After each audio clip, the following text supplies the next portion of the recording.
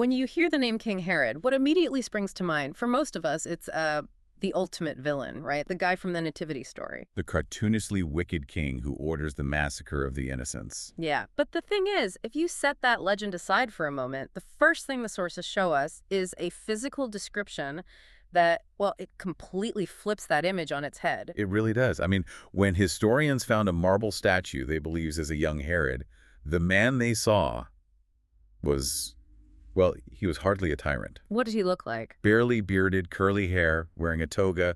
One description even called him Cupid-like. He looked like a young, ambitious Roman. And that contrast, that's really the core of our deep dive today. How did this shrewd and, frankly, handsome political operator, the Roman Client King of Judea, turn into the paranoid tyrant we remember? You have to see him as a product of his time, a really complex, chaotic time. He reigned from 37 to 4 BCE, right in the middle of this period we call the Great Consolidation.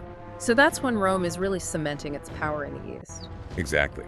And that imperial power is colliding head-on with these intense local monotheistic movements, the very currents that would, eventually create his legend. We've got sources that detail his incredible building projects, his brilliant diplomatic games between Octavian and Antony, and of course his terrifying purges. His power wasn't a birthright. He got it through grit, luck, and his father Antipater's savvy alliance with Rome to take over Judea. Which means he was always afraid it could be taken away. Precisely. To understand the king, you have to understand the fear. Okay, so let's unpack that. It all starts with his foundations, his origins, which were controversial from the get-go and really haunted him his whole life. Right. Herod was born around 72 BCE. His father, Antipater, was an Idumean, so from south of Judea. And his mother, Cypros, was likely of Arab descent from the Nabatean kingdom. And Antipater was a classic opportunist. The ruling Hasmonean dynasty had forced his family to convert to Judaism, but sources suggest he basically used the faith as a political tool. His marriage to Cypros was the same, a strategic move for influence and wealth. So even though Herod was raised as a practicing Jew, his background made him vulnerable. Extremely. His enemies, especially Antigonus II, they threw it in his face, called him a commoner, an Idumean, a half-Jew. That label must have stung. It haunted him. In the eyes of the Jerusalem elite, he was never legitimate, and that pushed his father, Antipater, even closer to Rome. He became a powerful official in the Hasmonean state, which was already a Roman client, but Antipater was really Rome's man on the inside. And that instability, that power vacuum, is what Herod was born into. But his actual climb to the top, that was entirely dependent on the bloody chaos of the Roman civil wars. Okay, here's where the timeline gets really complicated, so let's slow it down. It starts in 63 BCE. Yes. The Roman general Pompey defeats the Seleucids, and boom, Judea is now officially in Rome's sphere of influence. The two rival Hasmonean brothers, they both appeal to Pompey, which just destabilizes things even more. And this is where Antipater sees his opening. He does. Fast forward to 48 BCE. The height of the civil war between Caesar and Pompey. Antipater saves Julius Caesar's life during a battle in Alexandria. A single act that buys him everything. Unwavering loyalty from the most powerful man in the world. By 46 BCE, Caesar is dictator for life, and he makes Antipater the effective ruler of Judea. He keeps the Hasmonean Hyrcanus II as high priest to keep the peace, but the real power is now separate. Right, and Herod, who's only 25, gets his first major posting, military governor of Galilee. But then, of course, Caesar is assassinated in 44 BCE. And everything goes sideways. Antipater is forced to side with the assassins, then he gets poisoned a year later. The entire family enterprise is on the brink of collapse. Wait, if he sided with Caesar's assassins, that puts Herod on the wrong side of Octavian and Mark Antony. How did he possibly recover from that? It was an incredible gamble. The first crisis hits in 40 BCE. The Parthians invade, backed by the last Hasmonean claimant, Antigonus II. Things fall apart fast. Herod's brother is captured, commits suicide. And Herod has to flee, first to Masada, then a desperate escape all the way to Rome. He knew his only hope was to go straight to the source of power. In Rome, he promises the Senate he can restore order. And the Senate, desperate for a stable client king in the east, crowns him Basileus, king of the Jews. He comes back with Roman legions, lays siege to Jerusalem, and by 37 BCE, he takes the city. The Hasmonean dynasty is over. And his very first moves are just utterly ruthless. Antigonus surrenders, and Herod bribes Mark Antony to have him executed. A huge deal, you just didn't execute defeated kings. Then he purges 45 Jewish leaders who opposed him. And immediately, his focus shifts to legitimacy. He marries the 17-year-old Hasmonean princess, Mariamne I, sending away his first wife and son. He marries into the very bloodline he just wiped out. Hoping it would neutralize the opposition, but it didn't solve his insecurity, it just brought the threat inside his own home. Right. And this is where the paranoia really takes hold. This deadly, constant cycle of suspicion that defined his personal life.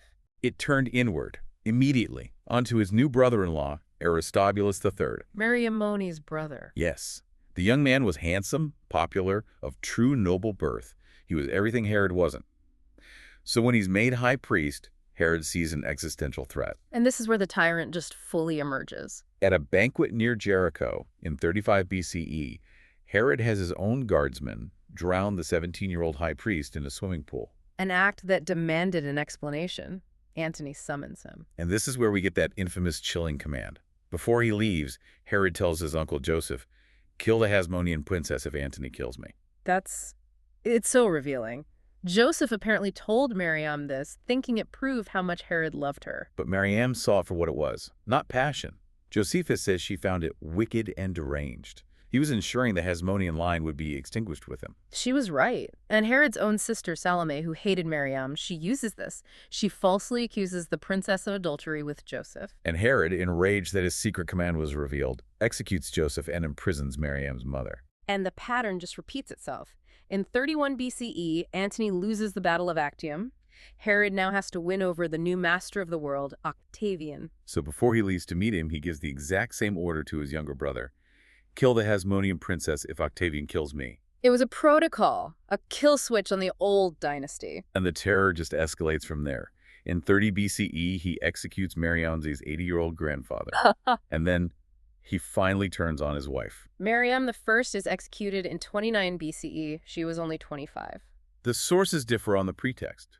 Maybe it was a poisoning plot cooked up by Salome, or maybe Mariamne just refused to sleep with the man who had murdered her entire family. What a tragic irony. He kills the one person who could have given him the legitimacy he craved. And the psychological fallout was immediate. His mental state just collapses. Josephus wrote that Herod was so obsessed he'd have his servants call out for Mariamne as if she were still alive. And soon after, he executes her mother, Alexandra, too. It's clear that after destroying his family to secure his throne, he turns to stone. Almost like he believed only something immortal, like concrete, could secure the legacy his bloodline couldn't. That's a fascinating link. His personal paranoia fuels this architectural megalomania. They weren't just vanity projects. They were huge public works designed to impress Rome, modernize Judea, and honestly keep people employed and less likely to revolt. He built 15 palaces, all with Roman luxuries like pools and baths. The biggest one in Jerusalem had 3 massive towers. He named them after his brother, a friend, and his executed wife, Mariamne. He was literally trying to cement his personal history into the landscape. But the most staggering project was Caesarea Maritima. An incredible engineering feat started in 25 BCE. A brand new deep-water harbor built on an open coastline using hydraulic cement. High-tech stuff for the time. That's a direct message to Rome, isn't it? Judea is a modern, sophisticated state. Absolutely. It opened up massive trade routes. And crucially, the sources note he used that port to import grain during a famine. It was political theater on a grand scale, showing he was a capable, benevolent ruler. But he couldn't just build for Rome. He had to appease his own people. Which is why, in 19 BCE, he begins his most famous project, expanding the Temple Mount and rebuilding the Second Temple in Jerusalem.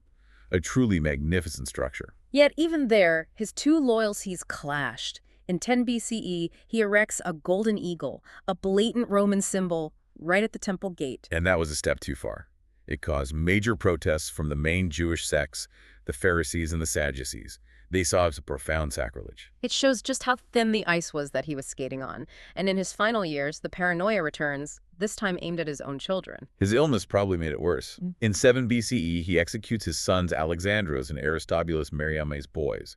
And then, just days before his own death in 4 BCE, he executes his firstborn son, Antipater. The man once described as Cupid-like died at 68 from what sounds like a horrific disease, maybe Fournier's gangrene.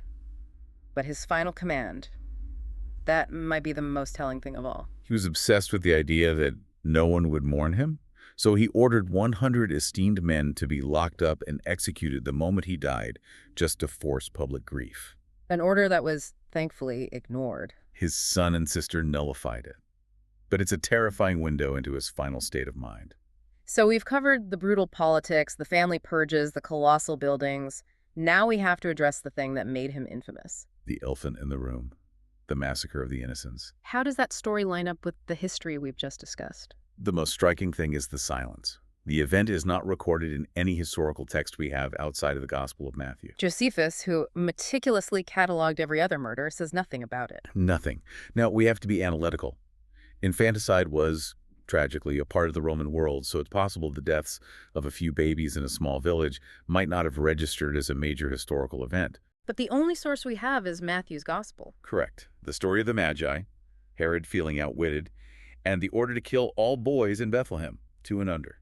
So, if it's not in the historical record, how do scholars explain it?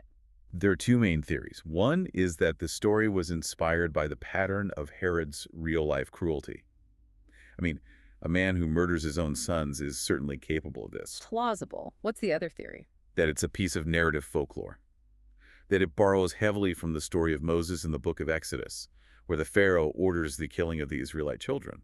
It's a literary device to establish the hero's divine protection. And the historical irony, of course, is that while Herod dies in 4 BCE, his dynasty continues, and it's his son, Herod Antipas, who plays a role in the crucifixion of Jesus. The clash was inevitable. Herod spent his whole life trying to manage that tension. So what's the final takeaway? He was, without a doubt, a strategic genius. He navigated the treacherous politics of Rome, shifting from Antony to Octavian, and he completely transformed Judea with his building projects. For Rome, he was the perfect client king. He helped them consolidate power and build things that lasted for centuries. But that profound internal weakness, his paranoia about his half-Jew status, it turned him into a domestic monster who annihilated his own family to protect a throne he felt he never truly earned. He spent his whole life trying to build an immortal legacy in stone, even trying to force people to mourn him on his deathbed. And yet the one thing that truly secured his eternal infamy might be the one thing he never actually did. He became a legend, but he completely lost control of the narrative. What does it tell us about history and memory when a ruler's documented political ruthlessness becomes inseparable from the religious mythology created about him? That is the ultimate paradox of Herod the Great.